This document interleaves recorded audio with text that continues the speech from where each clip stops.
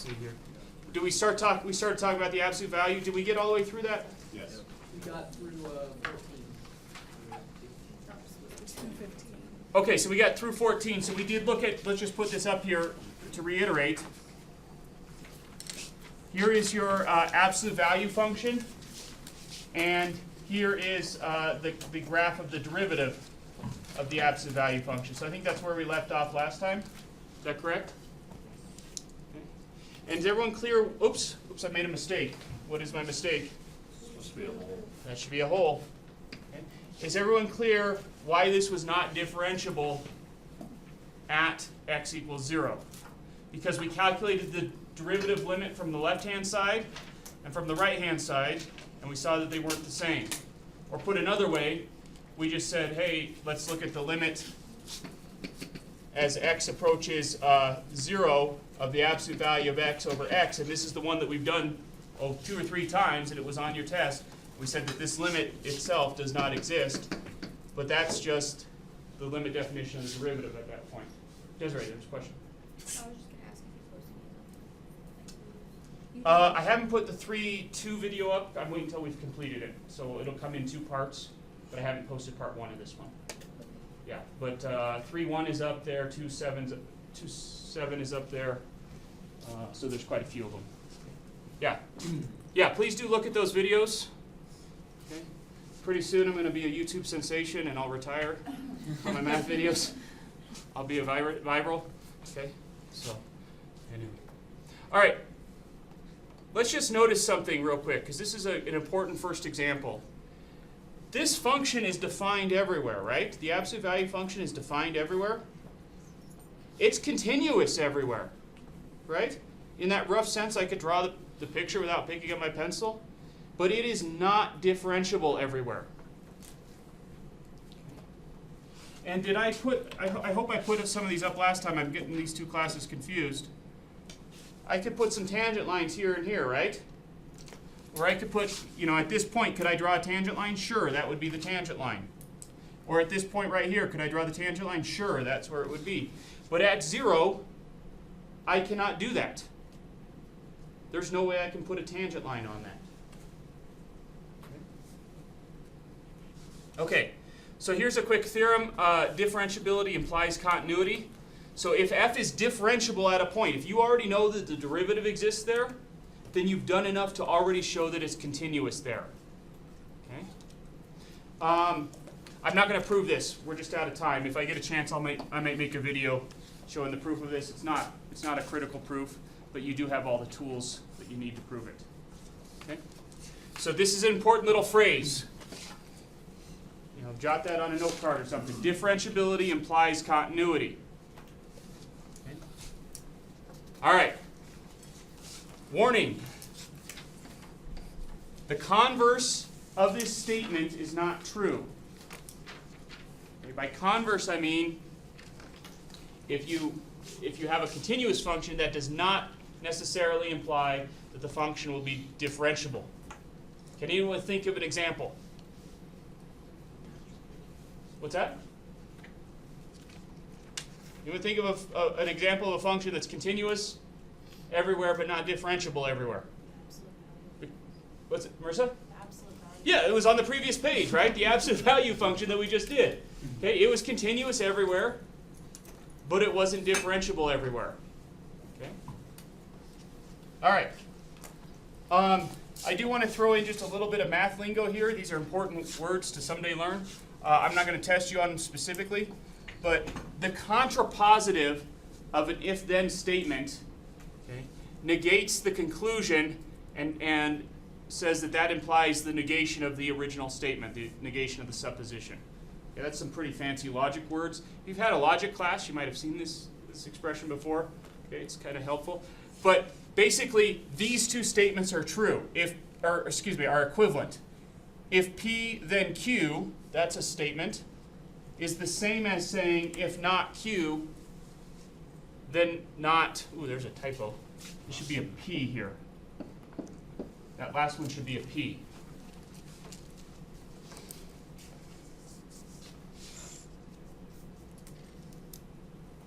Okay. So here's my example. Here's a statement. if pie is available, then I'll eat dessert. Okay? Suppose that statement's true. Then what else is also true? If I don't eat dessert, then there mustn't have been pie. Does that make sense? That those are equivalent statements. So if the first one is true, so is the second one. If I say, if pie is there, I'm going to have dessert. I didn't have dessert, so what can you conclude? There wasn't any pie. Okay? So give the contrapositive of this statement here. If f is differentiable at x equals a, then f is continuous at x equals a. What's the contrapositive of that? Everyone jot it down, talk with your neighbors. Jot it down, talk with your neighbors.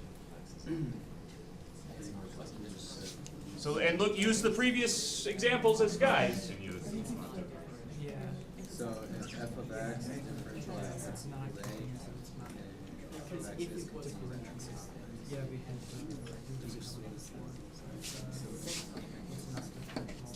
like reverse negative.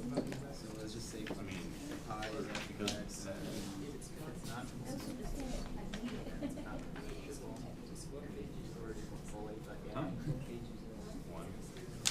That would be f of x, and q would be x equals a. Okay, help me out, folks.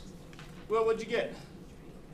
So it's if f is not continuous at x equals a, then f is not differentiable.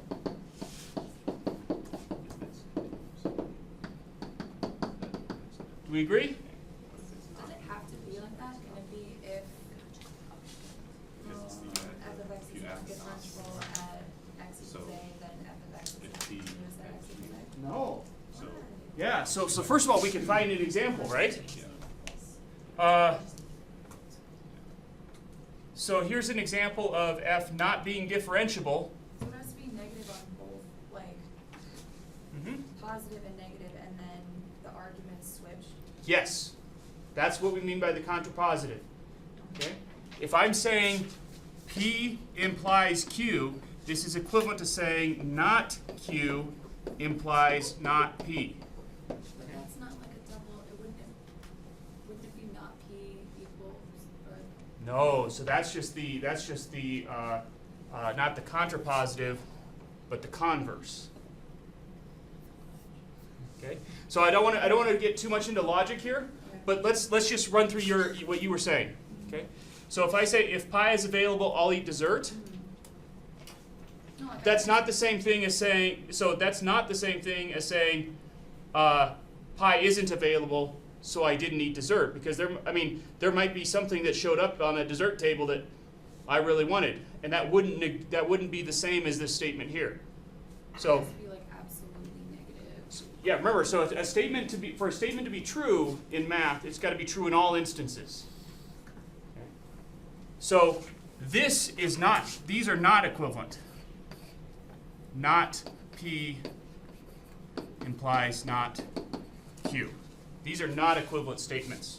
This is just called the converse. It is not the same as this one. So if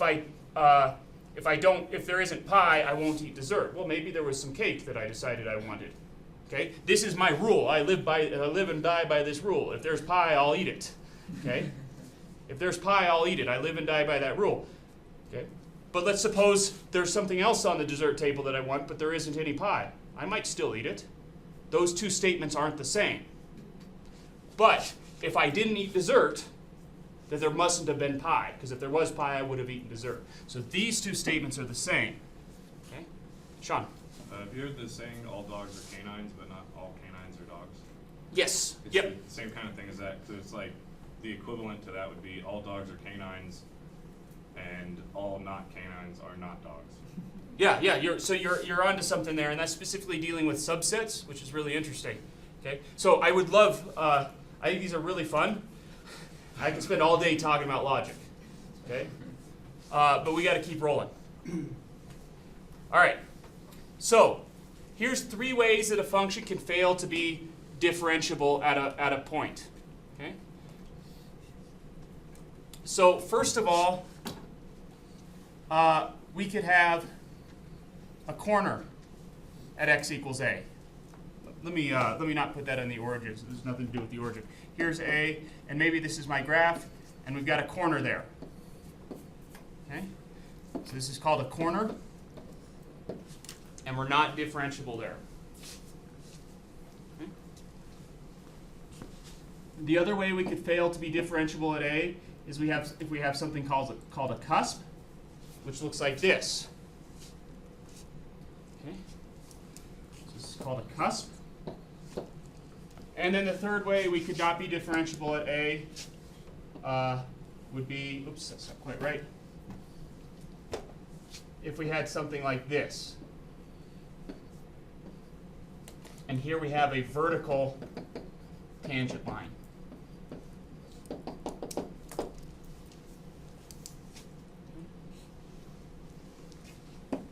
In all of these instances, try to come up with try to draw a tangent line at the point, and you'll realize you can't. Okay? These two are these two examples, corner and cusp, they look like the same idea. They're actually very different. Okay? In this case, I have a well-defined tangent line up to the corner, and then there's a sudden jump. Okay? In this instance, my tangent line is approaching vertical, and it's undefined there. Okay? And in fact, these two are more similar to each other than these two are, because again here, we've got that vertical tangent line, and it's undefined there. Okay? So if a graph exhibits any one of these three behaviors at a point A, it won't be differentiable, even though in all of these instances, f is continuous at that A. Notice that. All three of these graphs are continuous, but the derivative fails to exist because of these phenomena here. Okay? One way to look at it, okay, is that in later on in math classes we might say you need the graph to be smooth. And these three graphs, although they're all continuous, they have too abrupt of a change for the derivative to exist. The derivative describes how something's changing, but if the graph too abruptly changes, then the derivative can't measure that. Yeah, Will. So, whenever a function has a vertical line, which is a, it will be not continuous and it will not exist in differentiable a equals x equals a. So let's be a little careful here. All three of these graphs, they are all continuous. I drew them all without picking up my pencil. Right? So they're all continuous. But if you have a vertical tangent line here, then it won't be differentiable at that point. Okay? And we actually saw that last time, roughly, when we looked at the sketch of the square root curve. Okay? And we saw, even though the square root curve was defined on 0 to infinity, we saw that the graph of its derivative was only defined on 0 to infinity, and that's because right at 0 we're approaching a vertical tangent line, and so the derivative didn't exist there. This isn't the best of examples for a vertical tangent line because we can't look on either side of the square root curve at 0. We can only look at it from one side. Okay? But for example, if you look at the graph of your arctangent curve, your cube root curve, okay, your cube root curve looks like this. And that has a vertical tangent line at x equals 0. So you just can't have a vertical tangent. That's one instance. Okay. Here we never quite, here we sort of same idea, vertical tangent line. But here we don't have a vertical tangent line, we just have too abrupt of a shift in the graph, a corner in it. So it didn't give us a vertical tangent line, it just changed too abruptly. Yeah. Okay. So here's a tough one. I want you guys to work at your groups. Here's a graph of f, or excuse me, I guess g in this case. I want you to sketch the graph of g prime of x. Remember, the derivative measures the what? The slope of the tangent line, right? Stephen, what was that? Let's say that out loud for everybody. That might be helpful. Where f of x is increasing, f prime is positive. Okay. And where f of x is decreasing, f prime is negative. Everyone remember that? That's, you're going to be using that information as you try to sketch this. All right. Anytime it's horizontal, it's horizontal. Ooh, that's a good insight.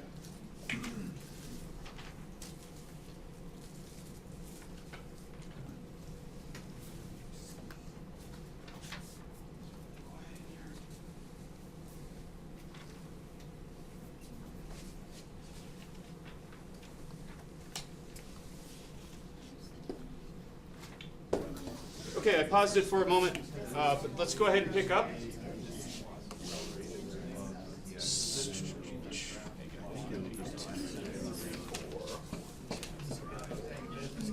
Okay. All right, folks, let's talk through this a little bit. Okay.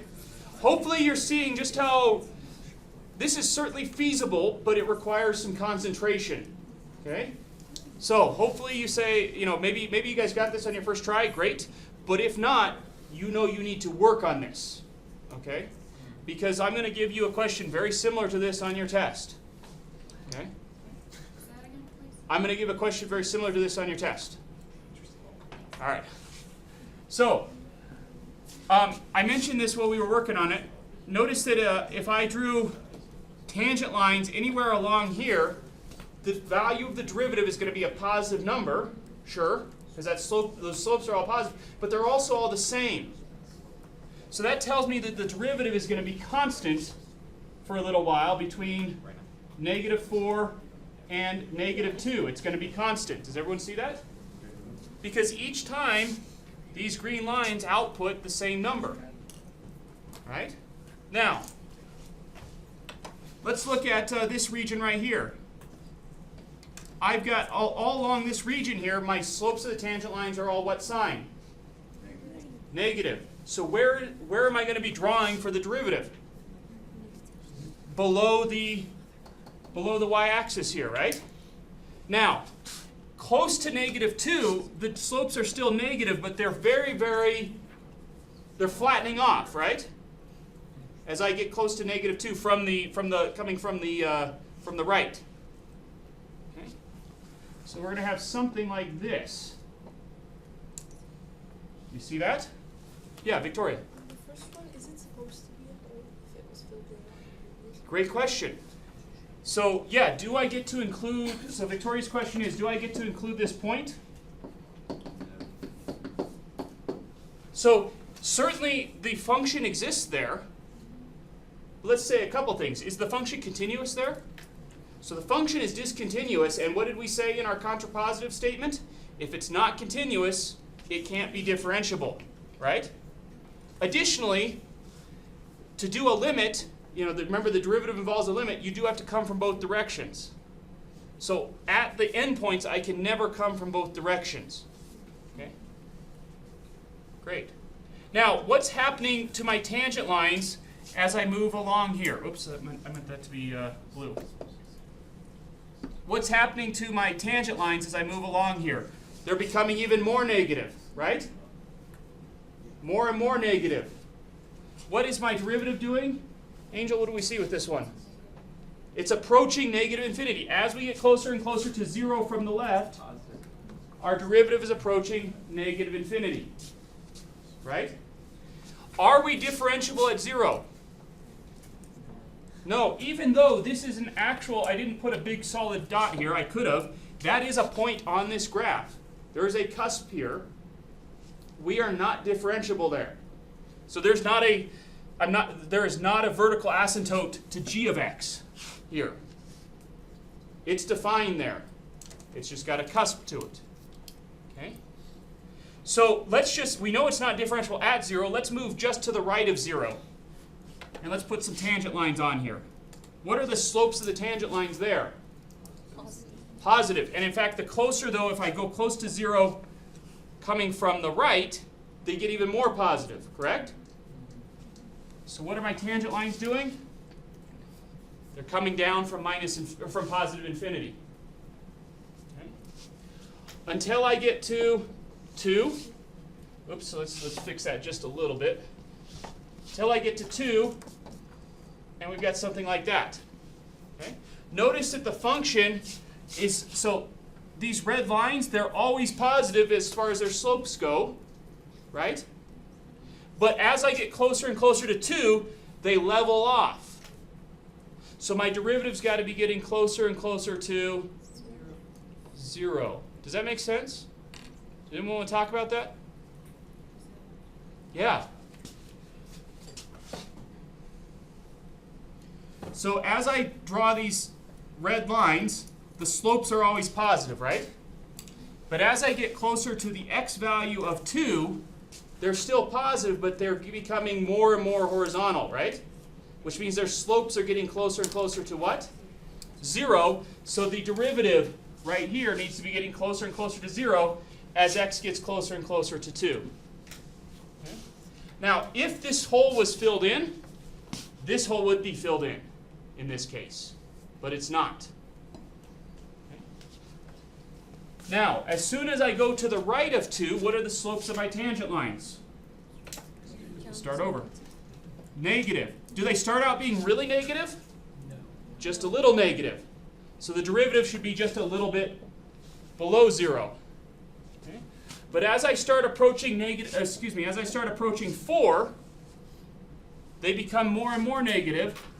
Okay? And so we end up with a asymptote there as well. So we have 2 asymptotes on the graph of this derivative.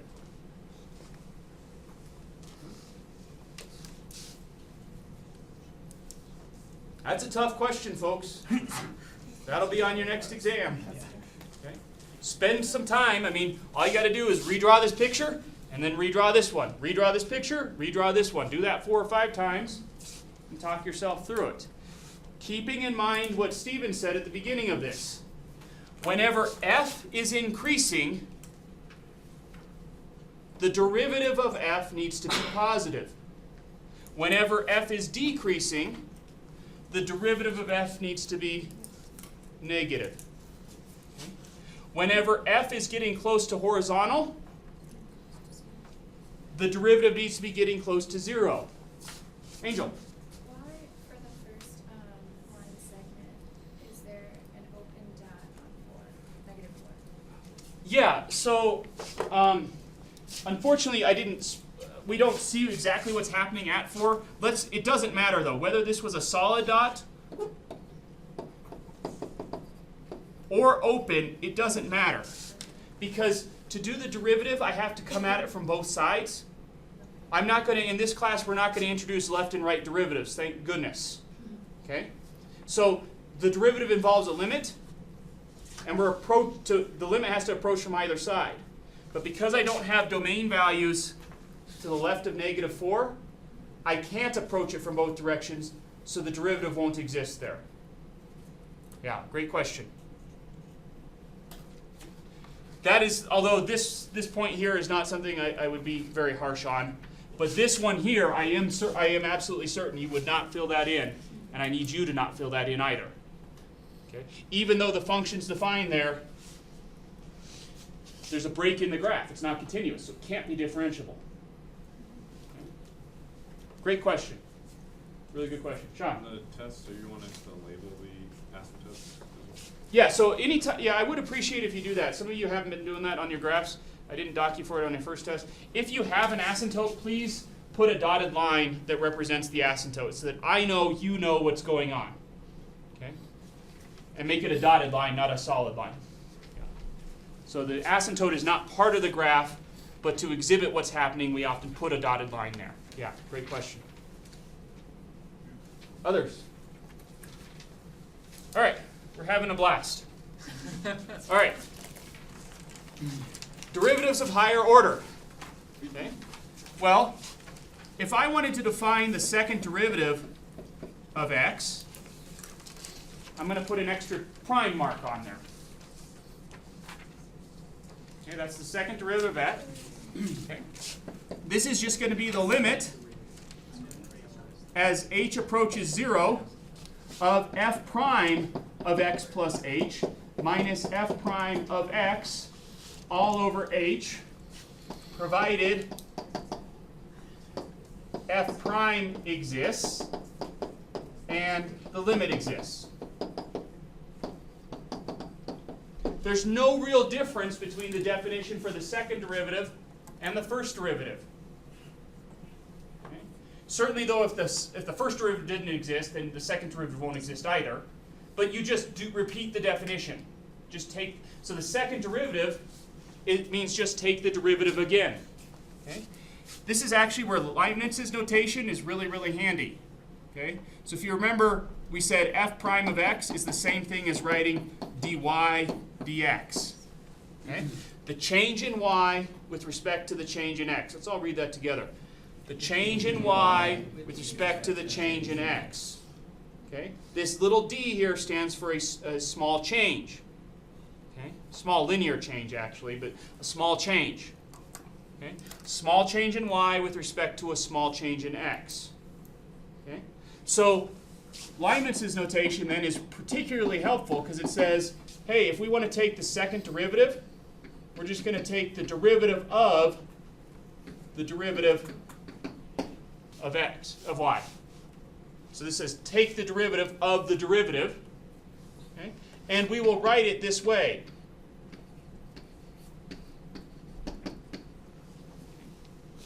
I don't expect you to master this notation yet. That'll become more important as we go along, but let's just talk through it. It says take the second derivative of y with respect to x both times. Let's read that together. It says take the second derivative of y with respect to x both times. All together. That was horrible. All together. Take the second derivative of y with respect to x both times. Okay? That really doesn't have meaning to you, that with respect to x both times, until we get into multivariate calculus where we have different variables we can take the derivative with respect to. That's for another class. Okay? But essentially just know, so what I said, I won't hold you accountable for completely understanding that. This is the notation for the second derivative. Okay, so I do expect you to know that. If you see this expression, I'm talking about the second derivative of the function. Okay? All right. So here I've given you a function, f of x. Okay? And suppose I did the limit definition of this. Okay? You could find out what f prime is using the limit definition. Then you apply the limit definition of the derivative to this function, and you get the second derivative. Why stop there? You could take the derivative of the second derivative, and you get the third derivative. Sorry, here would be the second derivative. You could take the derivative of the second derivative, and you get the third derivative.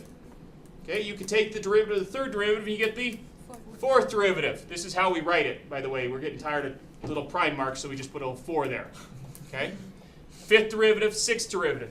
Okay? There is some nice appealing pattern to polynomials as you take the derivatives. That is not true in general. In fact, I would argue that in general, when you start taking derivatives, the functions get more complicated rather than less. The exception, though, well, I shouldn't say the exception, but for polynomials, though, they actually get a little bit nicer to work with. That's interesting, but don't let that make you think, hey, derivatives are always nicer than the original function. Because more often than not, I don't know what just, horrible. World's coming in. I don't know. I think we got something like that. Okay, good enough. More often than not, that's horrible still. Thank you. Oh, wow, there. Thank you. I wasn't very good at puzzles as a kid. More often than not, when you take a derivative, it gets more complicated. You introduce discontinuities in the derivative that weren't present in the original function. Okay. All right. We do have higher derivatives for interpretations for Newtonian kinematics. So for example, if s of t equals the position function, okay, we've already said that v of t, it's the velocity function, is just the derivative of the position function. So this is velocity. Okay. I could take, let me scoot out just a little bit. I could take the derivative of a velocity function. The derivative of the velocity function would be v prime of t, right? It's the derivative of this function here, which is the second derivative of the original function, okay? And we call this acceleration. Okay? So, given that I'm at any point in time I can tell you where I am, that's a statement about my position. When I take the derivative of that, it tells you how quickly I'm arriving there. When I take the derivative of that, it tells you how quickly my velocity is changing. And change in velocity is called acceleration. Okay? So when you're driving at 50 miles per hour constant, you don't feel any forces. But if you step on the gas and go switch from 50 to 70 miles per hour, okay, you're going to feel the force of acceleration. You're going to feel the acceleration of that because your velocity is changing. Okay? Until you level off and you go at a constant. But we all feel acceleration all the time. Okay? We either like it or don't. Either you like the roller coaster or you don't like the car crash, whatever. Okay? But we feel acceleration. Okay? We don't feel velocity, which is kind of interesting. Okay? There's no reason to stop there. Okay? Although we're not going to have symbols for this.